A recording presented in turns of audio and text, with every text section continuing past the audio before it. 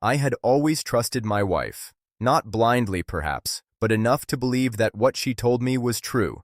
We had been married for over 6 years, and while life had its ups and downs, I thought our relationship was solid.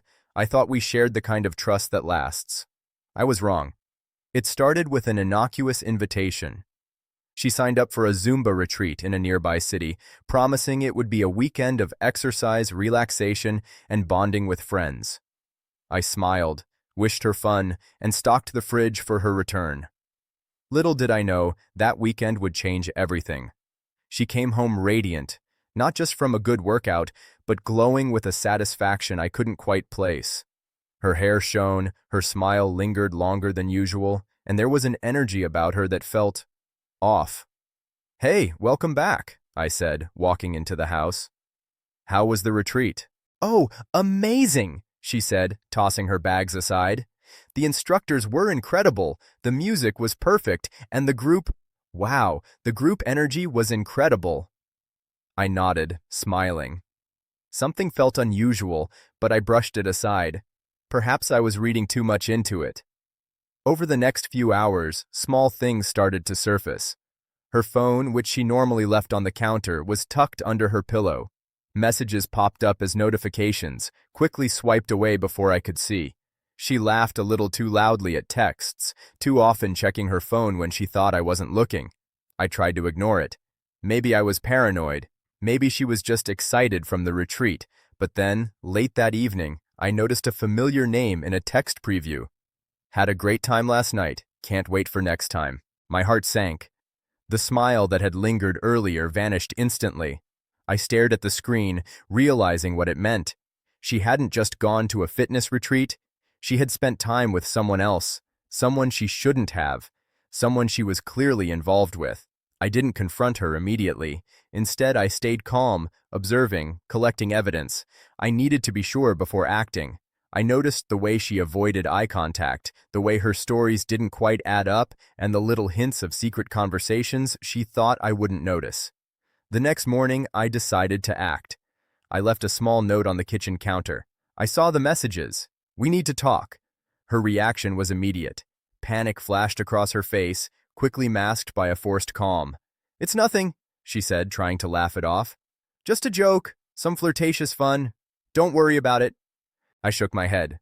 "No, I don't think it's nothing, and I don't think joking is appropriate when it crosses the line of our marriage." She tried to deflect, to rationalize, to minimize, but the evidence was clear. The glowing satisfaction she had brought home from the retreat wasn't from exercise. It was from deception. I didn't yell. I didn't cry. I didn't beg.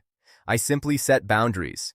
I told her that if she wanted to stay in the marriage, it would require honesty, accountability, and immediate change. I told her that I wouldn't tolerate betrayal, hidden relationships, or lies. For the first time, I realized that trust, once broken, isn't something you can simply rebuild by pretending nothing happened. Actions, not words, restore faith.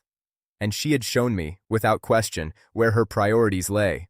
The weeks that followed were tense. I watched carefully as she tried to justify herself, as she tried to repair the damage she had caused. But every lie, every omission, every whispered excuse reminded me of the betrayal. I had learned something vital. Loyalty is demonstrated, not assumed. Respect is earned, not demanded.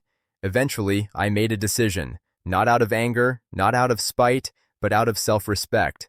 I couldn't continue in a relationship where my trust was casually discarded. I moved out temporarily, gave her space, and began the process of reclaiming my life.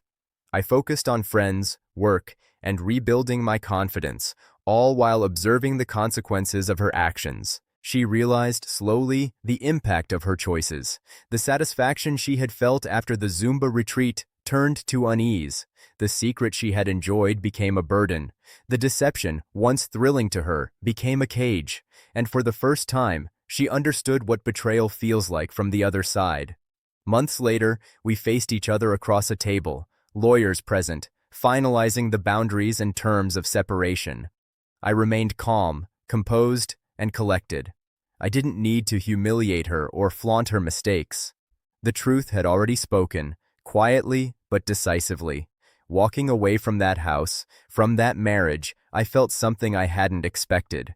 Relief. Relief that the deception was exposed, relief that I had maintained my dignity, and relief that I had reclaimed control over my life. The glowing satisfaction she had brought home from that weekend had evaporated, replaced by the consequences of her choices, while I walked forward, stronger, wiser, and unburdened. The lesson I learned is simple but painful. Betrayal is often hidden behind charm, energy, or excuses. It can be disguised as harmless fun, as personal freedom, as harmless indulgence. But its effects are real, lasting, and destructive. And the only way to survive it is to maintain your clarity, protect your dignity, and act decisively in reclaiming your life. That weekend, she thought she had escaped consequences. She thought her little secret would remain hers. But satisfaction built on deceit is always temporary, and clarity built on truth lasts forever.